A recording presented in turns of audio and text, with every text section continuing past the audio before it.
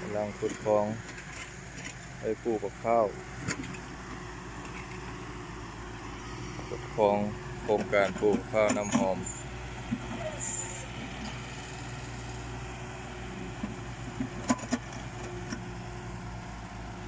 1.50 พอดีเห็นน้ำเลย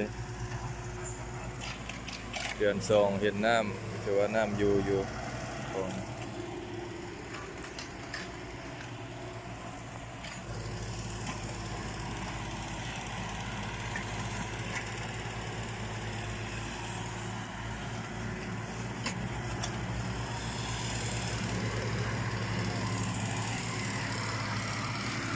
พอดีเห็นน้ำเดือน2เห็นน้ำก็ถือว่าโอเคแล้ว